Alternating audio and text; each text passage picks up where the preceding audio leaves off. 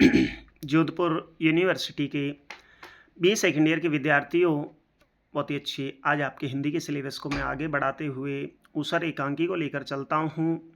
आपके पाठ्यक्रम में कुछ एकांकी है, जिनमें से एक एकांकी ऊसर है। भुवनेश्वर प्रसाद की लगा रखी है, तो चलिए आज इसको अपन पूरी तरीके से, क्योंकि आपके ऊसर एकांकी से संबंधित एक निबंधात्मक प्रश्न भी आएगा, छोटे प्रश्न भी आएंगे, बहुत सारे प्रश्न आपसे पूछे जाएंगे और उनका सबका उत्तर इसी वीडियो में समाहित है। तो आप एक बार वीडियो देखने के साथ ही पूरी एकांकी आपके क्लियर हो जाएगी। तो चलिए सबसे पहले अपन बात करते हैं ऊसर शब्द का अर्थ। तो यहाँ ऊसर शब्द का अर्थ होता है बंजरता, भूमिगत बंजरता होती है, लेकिन यहाँ भूमिगत बंजरता से अपना लेना देना नहीं है, बल्कि यहाँ पर बंजरता तो है, लेकिन कौन सी है, मानसिक। यानी कि एक मध्यम वर्ग के परिवार के मानसिक लोगों के मन में आजकल किस प्रकार से शब्दों के, वाक्यों के, विचारों की क्या बंजरता आ गई है, तो वो यहाँ पर दिखाई गई है। लेकिन सबसे पहले, उससे पहले कुछ अपन विशेष फैक्ट्स देख लेते हैं। सबसे पहले, ये कैसी एकांकी है, ये मनोविश्लेषण एकांकी है। साथ ही इस एकांकी में अचेतन मन में उपजे विचारों को दिखलाया गया है। कैसे विचारों को? अचेतन। क्योंकि मनोविश्लेषण में सिगमंड फ्रायड ने मन के 3 रूप बताए, चेतन, अचेतन और अर्धचेतन। तो अचेतन मन के जो भाव है, अचेतन मन में जो कुंठाएं हैं, उनको यहाँ पर दिखाया गया। अचेतन मन के विचार, अचेतन मन में शब्द, वो सब यहाँ पर दिखाए गए। आगे इस एकांकी में पीढ़ीगत मानसिक विचार दिखाए। इसमें पूरी तरीके से वृद्ध अवस्था को भी लिया गया है, युवा अवस्था को भी लिया गया और बाल्य अवस्था, यानी सभी अवस्थाओं के व्यक्तियों की आज की जो मानसिकता है वो कैसी है, उस सबको यहाँ पर क्लियर करके दिखाया है। इस एकांकी में मानसिक खोखलेपन को दिखाएगा पूरी तरीके से। मानसिक यानी कि आज के मन और माइंड यानी कि मस्तिष्क में कैसे विचार उत्पन्न हो रहे हैं, उन सबको दिखाया गया है। ये एकांकी सिगमंड फ्रायड के मनोविश्लेषण सिद्धांत को लेकर चलती थी। तो कौन से सिद्धांत को लेकर चलिए? मनोविश्लेषण। ये एकांकी वर्ष 1938 ईस्वी में रची गई। अगर आपने से देश काल या वातावरण बूझे तो सीधी सी बात है, किसी एकांकी का रचना काल 1938 ईस्वी के आसपास का है। ऊसर शब्द का यहाँ शाब्दिक अर्थ मानसिक बंजरता से लिया है और संपूर्ण एकांकी बहुत ही अच्छी लाइन के आसपास घूमती है। आने वाली पीढ़ी चाहे सांपों की या बिल्लियों की हो, लेकिन मानव से बेहतर होंगी, इसी पंक्ति के आसपास घूमती है। और इस पंक्ति को सर्वप्रथम कौन बोलते हैं? प्रारंभ में इस पंक्ति को यानी कि मिस्टर सिब्बल गृह स्वामी बोलता है और अंत में इसी पंक्ति को फिर ट्यूटर दोहराता है। तो मध्यम वर्गीय परिवार के मानसिक खोखलेपन को दिखाया है। उसे इस एकांकी को जानने से पहले सबसे पहले अपने को पात्र जानने जरूरी हैं। तो सबसे पहला पात्र ट्यूटर। ट्यूटर एक शिक्षक है जो आज की मानसिकता को भी दर्शाता है, यानी कि आज का एक प्राइवेट टीचर है जो किस प्रकार से बेचारा फंसा हुआ है, उसे किस प्रकार से दबाया जाता है, तो ये ट्यूटर। दूसरा गृह स्वामी जिसे मिस्टर सिब्बल, तीसरे गृह स्वामिनी जिसे मिसेज सिब्बल के नाम से बोला गया है।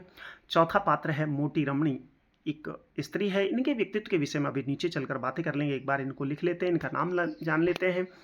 5वें पर युवक, नंबर 6 बालक, 7 पर 2 लड़की। तो ये इस प्रकार से इस एकांकी के कुछ पात्र हैं। अब आइए इन पात्रों का प्रतिनिधि, इन पात्रों की विशेषता, ये जानना आपके लिए बहुत ज़्यादा जरूरी। तो चलते हैं, ये सब अलग अलग पीढ़ी का प्रतिनिधित्व करते हैं, जिनका व्यक्तित्व निम्न प्रकार से, मैं एक एक को लेकर बातें करता हूँ। सबसे पहले आते हैं बालक। बालक कैसा है? आधुनिक बालक, आज का बालक है जो किस दिशा की ओर जा रहा है, इसके विषय में बात कर लेता हूँ। थोड़ी सी आपको बातें बताता हूँ।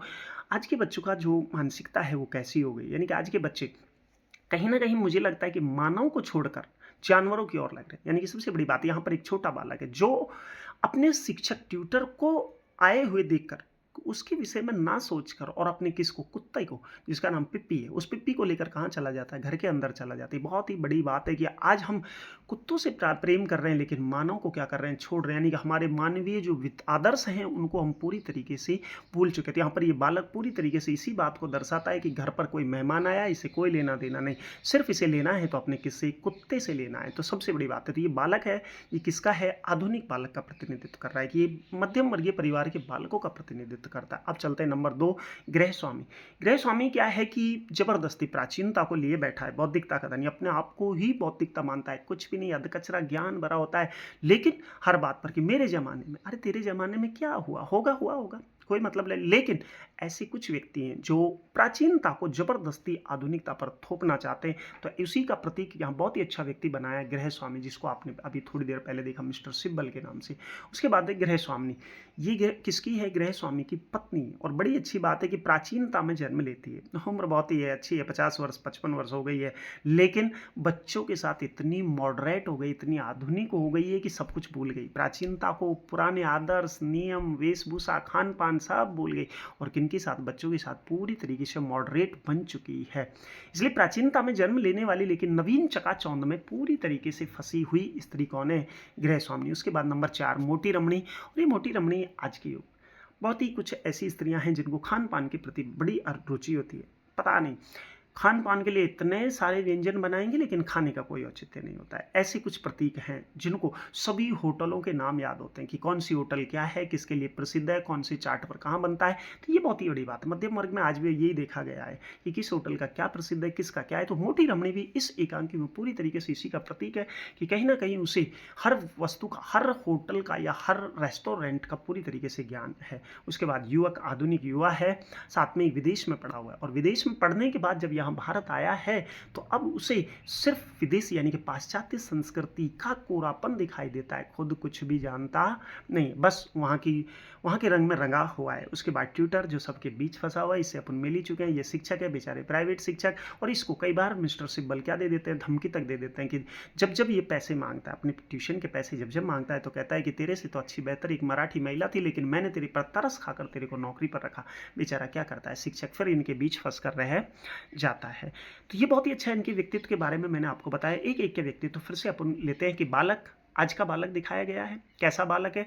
मानव को छोड़कर कहीं ज़्यादा जानवरों से प्रेम करता है। गृहस्वामी, प्राचीनता, बौद्धिकता है, लेकिन बौद्धिकता में अध कचरा ज्ञान, पूरी तरीके से इन्हें बौद्धिकता में कुछ भी पता नहीं। गृहस्वामिनी जन्म तो प्राचीनता में लेती है, लेकिन नवीनतम चकाचौंध, आधुनिक चकाचौंध में इतनी फंस गई कि बच्चों के साथ मॉडरेट हो चुकी है। उसके बाद मोटी रमणी, ये ऐसे व्यक्ति हैं जो घुमंतु प्रवृत्ति के होते हैं, ये खाने पीने के प्रति क्या होते हैं, शौकीन होते हैं। ऐसी यहाँ पर मोटी रमणी। युवक बाह्य रूप से पाश्चात्य संस्कृति में रंगा हुआ, क्योंकि विदेश से पढ़कर आया है और बस अपने सामने बस उस विदेशी संस्कृति को ही दोहराता है, बाकी इसे कोई लेना देना नहीं। उसके बाद ट्यूटर, और ट्यूटर आज का बेचारा आधुनिक शिक्षक, प्राइवेट शिक्षक जो क्या है पूरी तरीके से इनके बीच फंसा हुआ है।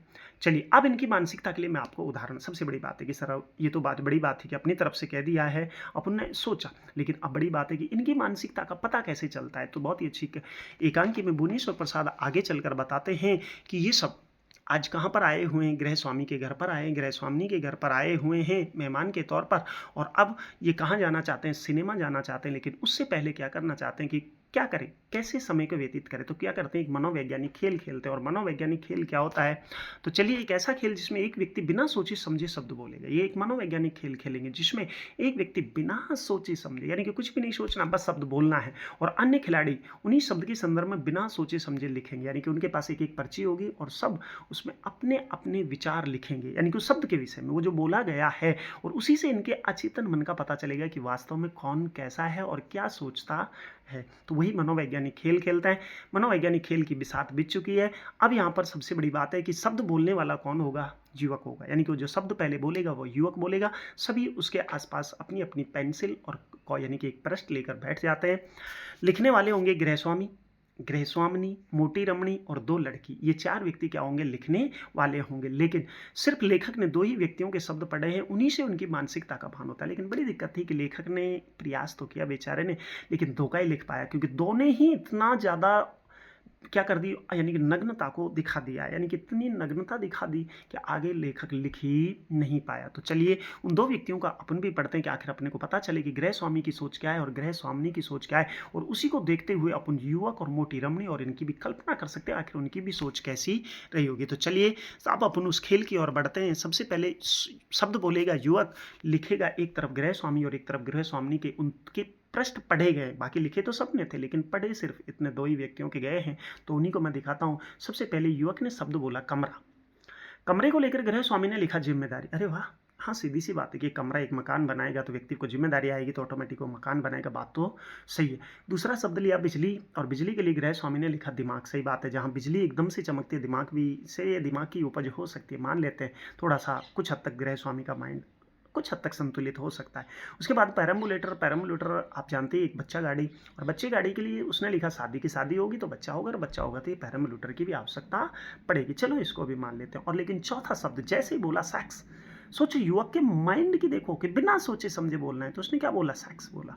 गृह स्वामी ने लिखा, बेचारे ने क्या लिखा, विज्ञान लिखा कि विज्ञान का शब्द है, इससे अपने को कोई औचित्य नहीं है। ये तो गृह स्वामी जिसका माइंड थोड़ा संतुलित था, क्योंकि प्राचीनता को जोड़े हुए था। अब आते हैं गृह स्वामिनी, वो किस और जा रही है तो उसका लेते हैं। सबसे पहले कमरा जब बोल तो उसने लिखा बाथरूम। सब अफसोस तो होता है कि क्या लिखा है बाथरूम, लेकिन कोई बात नहीं, उसने भी अपना कहीं ना कहीं सोचा तो होगा।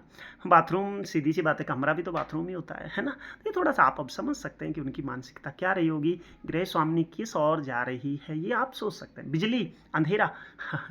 वास्तव में अंधेरा होगा तो बिजली होगी। पेरम्बुलेटर बेबी, ये तो क्या बोल रही है, हर व्यक्ति को टेंशन हो रही है। लेकिन जैसे ही सेक्स बोला, उसने लिखा सहा नफज रॉड, तब बड़ी सी टेंशन हो गई। आखिर ये सहा नफज रॉड क्यों लिखा, ये क्यों लिखा, इसके लिए बड़ी टेंशन हो गई। और वहीं तुरंत गृह स्वामी ने कैम को रोक दिया कि आखिर मुझे ये बताइए कि सहा नफज रॉड तुझे याद कैसे है।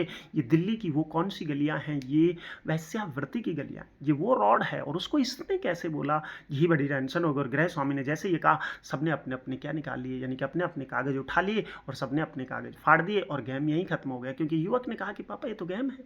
उधर से कौन ट्यूटर ट्यूटर गया नहीं था, वो अंदर ही बैठा हुआ था। और अंदर से बैठकर जैसे निकला तो उसने इनके जब शब्द देखे तो अंदर से आते गृह स्वामी ने कहा, क्योंकि अंत यही होता है कि अंत में ट्विटर गृह स्वामी से कहता है, सच है, आने वाली जनरेशन चाहे बिल्ली या सांपों की होगी, लेकिन मनुष्य से अच्छी होगी, तुम्हारे जैसी नहीं होगी। बहुत ही अच्छी एकांकी यहाँ भुवनेश्वर प्रसाद ने लिखी। कितनी शानदार एकांकी थी, जिसे अलग अलग पीढ़ियों के माध्यम से और एक बहुत ही अच्छी गेम के माध्यम से दिखाया कि वास्तव में उनकी मानसिक बंजरता क्या थी। तो मेरे विद्यार्थियों, मुझे आशा है कि अब आपको ये एकांकी पूरी तरीके से समझ आ गई। ऐसा इस एकांकी में कुछ भी नहीं है, दो चार अंग्रेजी के शब्द आपको डरावने जरूर लग सकते हैं, लेकिन इतना डरने की कोई आवश्यकता नहीं। बहुत ही अच्छी एकांकी, सभी के मानसिक विचार हैं, एक बार आप इनके बारे में देख लीजिए। क्योंकि सीधी सी बात है कि जितने पात्र हैं, अपने को इन पात्रों की मानसिकता जाननी है। बालक की मानसिकता क्या है, गृह स्वामी की क्या है, गृह स्वामिनी की क्या है, मोटी रमणी कैसी है, युवक क्या है और ट्विटर क्या है।